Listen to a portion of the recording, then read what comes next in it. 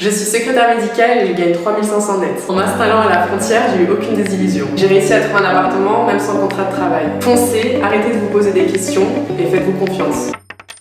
Et salut à toi, c'est Loïc et bienvenue dans cette toute nouvelle vidéo YouTube où on a le plaisir de te retrouver. Nouvelle interview aujourd'hui les amis, je vous présente Cindy, c'est un plaisir de l'accueillir sur ma chaîne. Je vais pas vous spoiler tout les gars, je vais tout d'abord la laisser se présenter. Alors donc bonjour, je m'appelle Cindy, donc j'ai 33 ans, je suis originaire de la région parisienne. Donc j'habitais à Versailles jusqu'à novembre où j'ai déménagé donc à Annemasse. Donc j'ai voulu tenter mon expérience du coup à Genève. Ça faisait un petit moment que je me renseignais, j'avais aussi un petit peu de la famille qui était dans la région, donc ça m'a un petit peu aidé à prendre aussi ma décision. Moi je suis issue de la restauration, donc j'ai fait une école hôtelière, donc j'ai toujours travaillé dans le domaine de l'événementiel. Suite à ça j'ai entamé donc des études dans l'assistanat et donc la bureautique avec la spécialisation du médical. Okay. Donc j'ai changé après complètement et j'ai travaillé du coup pendant 3 ans en tant que secrétaire médicale avant de décider de tenter ma chance du coup à Genève. Est-ce que tu peux nous dire concrètement quelle a été ta motivation à venir travailler en Suisse? Donc je voulais me rapprocher un petit peu de ma famille, je connaissais déjà donc la région qui m'avait beaucoup plu. Je voulais déjà quitter la région parisienne depuis un moment, donc dans tous les cas je serais partie, que ce soit pour venir ici ou pour aller ailleurs. Alors bien entendu le côté financier, j'en ai un petit peu marre d'être frustrée tous les mois en recevant mon salaire en France, il y avait pas spécialement de possibilité d'évoluer, c'était assez fermé et puis au niveau de la mentalité du travail qui me correspond aussi davantage. Alors est-ce que ça a été difficile pour toi de trouver un job à la frontière? Raconte-nous un petit peu comment ça s'est passé dès ta première expérience ici en Suisse. D'accord. Alors moi j'ai eu beaucoup de chance, j'ai trouvé tout de suite. J'ai déménagé du coup un samedi, donc je suis partie de Versailles le samedi.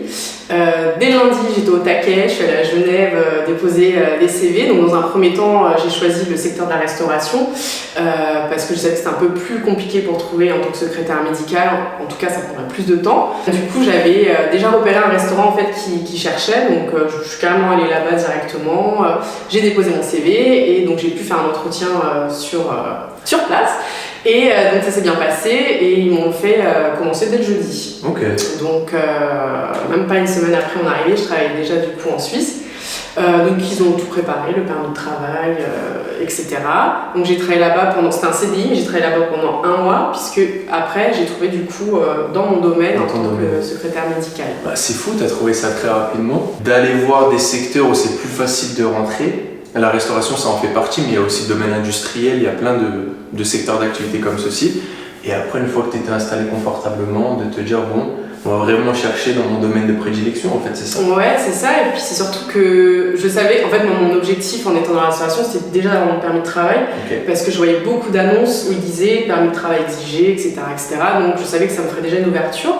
Donc, une fois que je l'avais, donc j'étais contente, et puis le fait aussi d'avoir un salaire, j'avais moins de pression quand je postulais, je me disais, je sais pas, la gorge, enfin voilà, au cou, en me disant, purée, je trouve pas. Bah là, j'étais tranquille, je me disais, ça passe tant mieux, ça passe pas tant pis.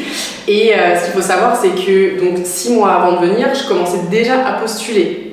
Mais j'étais dans un autre état d'esprit et je pense que du coup, finalement, la vie est bien faite parce que j'avais que des refus, mais parce que j'étais pas du tout préparée. J'ai envoyé un CV version française, j'ai envoyé une lettre de motivation version française et j'avais que des refus. Donc je commençais aussi à me dire, effectivement, la Suisse, ça marche pas. Et après j'ai eu un déclic et en fait j'ai tout mis en place, j'ai fait un CV béton avec vraiment toutes les normes suisses et voilà, je me suis renseignée sur la manière de postuler qui est bien différente de chez nous et ça faut vraiment en prendre connaissance parce que ça peut vite refroidir les recruteurs quoi. Et après tu as trouvé un job, le job que tu souhaitais qui est exactement? Donc secrétaire médical dans un laboratoire à Genève. Ok, super.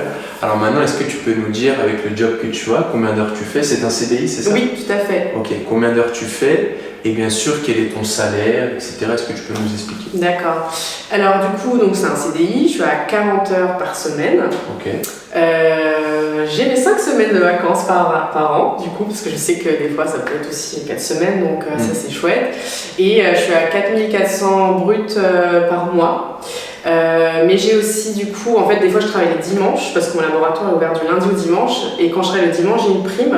Donc en moyenne, je peux travailler 2 dimanches par mois. Donc ça me fait aussi du coup une prime en plus. Ça fait à peu près 3500 nets. Impôts déjà. Impôts payés, etc. Voilà, impôts payés. Donc 3500 nets dans la poche, du coup. Et je pense que par rapport déjà au salaire que tu avais en France, c'est déjà très très beau, ça n'a rien à voir. Ah oui, rien à voir, ouais. Bah, c'est presque le double. Et puis, c'est un salaire d'un cadre, même un cadre français, je pense que. À l'heure d'aujourd'hui, il n'y a pas ça, en tout cas, pas à nos âges, quoi. Quelle épargne arrives-tu à mettre par mois? Enfin, peut-être que là, tu sais pas encore, mais peut-être qu'avec déjà les informations que tu as en termes d'échange et tout, est-ce que tu t'es déjà dit ce que tu arriverais à potentiellement mettre de côté? Ouais, mais en fait, moi je me suis dit que par rapport à mon salaire d'avant, ce que je gagne là en plus, ce sera l'épargne que j'essaierai de mettre de côté, donc une épargne assez conséquente. Alors moi je suis chez toi, donc je sais où tu habites, mais est-ce que tu peux dire aux personnes qui nous regardent où tu loges à la frontière et combien de temps tu mets pour aller au travail? Alors du coup, moi je suis très bien située, donc j'habite à Annemasse, donc je suis vraiment dans le centre. Je suis à 5 minutes à pied de la gare et je mets exactement porte à porte de Annemasse à Genève, je mets 22 minutes. C'est difficile dans un premier temps de trouver un logement quand on n'a pas de CDI. Il y a beaucoup qui louent des Airbnb qui malheureusement sont très très coûteux. Les agences immobilières, vous pouvez essayer, mais ce serait une perte de temps parce que vraiment, ils vont nous fermer les portes si on n'a pas de CDI. Moi, ce que j'ai fait, ce qui a marché, c'est que j'ai contacté du coup les propriétaires en direct. Donc, je cherchais principalement sur le Bon Coin ou sur PAP.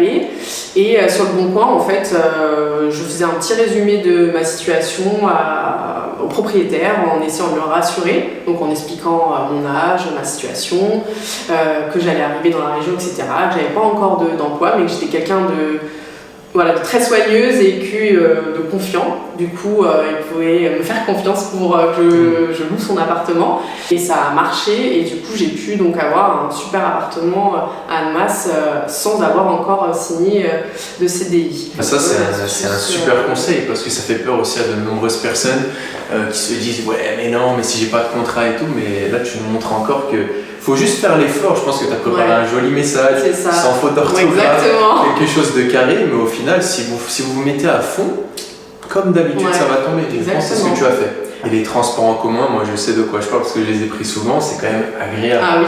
La gare à Annemasse, on utilise le Le Mans Express. C'est vraiment quand même des conditions de transport qui sont vraiment top. Par rapport à d'autres villes en France, ça n'a rien à voir. Et c'est quand même assez rapide. Au final. Très rapide, les trains sont très propres, c'est des TER, donc en plus très confortables, on a des prises, des tables, c'est très rare qu'ils soient bondés. En tout cas, moi à l'heure actuelle, j'ai pas eu Enfin, ça n'a jamais été comme la région parisienne où on est là compressé, à pas pouvoir s'asseoir. C'est vraiment, pour moi, c'est top confort et c'est même beaucoup mieux que la voiture, quoi. Concrètement, Cindy, est-ce que tu peux nous dire qu'est-ce que ce niveau de revenu a changé un petit peu à ta vie ou va changer parce que forcément tu es assez récente ici? Déjà, au point de vue du logement, donc déjà le fait de pouvoir louer un appartement qui nous plaît, qu'on a pu choisir. Beaucoup de gens disent qu'ici c'est cher, alors ça reste quand même un petit peu cher, mais c'est jamais non plus excessif comme certaines personnes pourraient le penser. Et pouvoir profiter sans regarder ses comptes bancaires tous les matins. À la fin du mois, être en panique. Exactement, et puis pouvoir profiter au quotidien tout en pouvant mettre en application ses projets grâce du coup à ce genre de salaire. Est-ce que tu penses d'un point de vue financier que c'est quand même plus avantageux d'être à la frontière que d'être résident? Peut-être que tu as des collègues de travail qui vont plus te parler de ceci. Qu'est-ce que tu en penses? Alors oui, effectivement, donc c'est clairement plus avantageux de vivre en France. J'ai effectivement quelques-uns de mes collègues qui sont en Suisse et qui vivent en Suisse et c'est vrai que malgré ce qu'on peut penser, ils ont du mal à finir les fins de mois et quand on paye son logement en Suisse et qu'on dépense en Suisse, si on n'a pas un minimum de salaire, effectivement, c'est assez difficile. Et puis moi-même, j'ai cherché un logement à Genève parce que j'étais plus intéressée pour vivre en Suisse que vivre en France. Mais c'est vrai que ça m'a vite calmée. Et c'est vraiment extrêmement cher. Et puis après, c'est comme tout, il faut aussi assumer après la vie sur place. Une fois qu'on a payé son loyer, payer son essence, ses courses. Alors j'aimerais bien que tu partages avec nous ton meilleur conseil avant de se lancer dans l'aventure du frontalier. Qu'est-ce qui est primordial pour toi? Comme j'ai pu le dire avant, donc bien quand même se renseigner, ne pas oublier que c'est pas parce qu'on parle français en Suisse que c'est le même pays, ils ont beaucoup de choses qui sont différentes. Préparer un maximum, vraiment se renseigner sur les CV, parce que c'est des petits détails mais qui font vraiment la différence, parce que les Suisses ils vont prendre en compte qu'on n'a fait aucun effort en fait quand ils vont recevoir nos CV à la française, ils vont se dire ça commence pas très bien quoi. Donc ça c'est vraiment le point pour moi le plus important déjà. Est-ce que tu peux nous dire concrètement maintenant ce que tu apprécies en Suisse, que tu n'avais peut-être pas en France? Pas forcément que le salaire. Est-ce qu'il y a une différence par rapport à ton travail, le cadre, etc.? Tout le monde est très respectueux, c'est très propre, vraiment c'est une autre mentalité. J'avais un peu l'image de la Suisse très très dure, où vraiment on est là de 8h à 18h sans boire de café, à la chaîne et tout. Et en tout cas pas du tout dans mon entreprise, c'est très familial, mais les gens sont très respectueux du travail, tout le monde sait ce qu'il a à faire, fait son taf. Et il n'y a pas de commérage ou de perte de temps pendant 1 heure des fois à rien faire. Là c'est tout le monde bosse mais dans la bonne ambiance et du coup j'aime beaucoup ce genre de mentalité quoi. Est-ce que tu as remarqué des aspects négatifs à venir t'installer à la frontière? Est-ce qu'il y a des choses à contrario qui te plaisent un peu moins ou qui te manquent? Je ne sais pas. Pour l'instant pour moi tout se passe bien, tout ce à quoi je m'attendais. J'ai pas eu de désillusion, donc j'ai pas assez de recul encore vraiment pour parler de tout, mais c'est que du positif. Alors maintenant, on sait que tu es installé à la frontière, tu es jeune frontalière, tout se passe très bien, donc c'est super pour toi. Est-ce que tu as déjà des perspectives d'avenir par rapport à la Suisse ou autre? Oui, mon but principal du coup c'était donc d'investir dans plusieurs appartements si du coup l'avenir me le permet. Donc pour l'instant, je me vois bien rester ici pas mal de temps. Mais j'aimerais pouvoir, si un jour la vie me le permet, de pouvoir avoir des revenus par rapport aux appartements que j'ai achetés, j'aimerais pouvoir voyager comme je le souhaite. Ton kiff c'est vraiment le voyage? Ouais, le voyage, ouais. Ok. Pour finir, le mot de la fin, pour motiver une personne jeune, âgée à venir travailler en Suisse et à passer le cap, parce que je sais que beaucoup de personnes qui regardent ont l'envie, mais n'osent peut-être pas. Qu'est-ce que tu leur dirais? Je leur dirais qu'ils n'ont rien à perdre et vraiment d'arrêter d'écouter tout ce qu'on peut se dire, parce que quand on est motivé, on en trouve toujours, et du travail en Suisse, il y en a, et il y en aura davantage parce que c'est un pays qui est très vieillissant. Donc il y a énormément de personnes qui vont partir aussi à la retraite et des postes vont davantage aussi s'ouvrir. Et si c'est vraiment un projet profond, donc suivez votre instinct et n'écoutez vraiment pas les avis négatifs de tout le monde.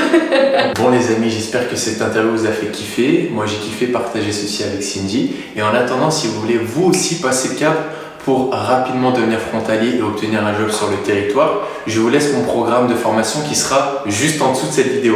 Au travers de ce lien, vous avez la présentation de mon programme Devenir frontalier suisse en moins de 3 mois qui a aidé de nombreuses personnes comme Cindy à passer le cap et à améliorer d'un trait leur situation financière.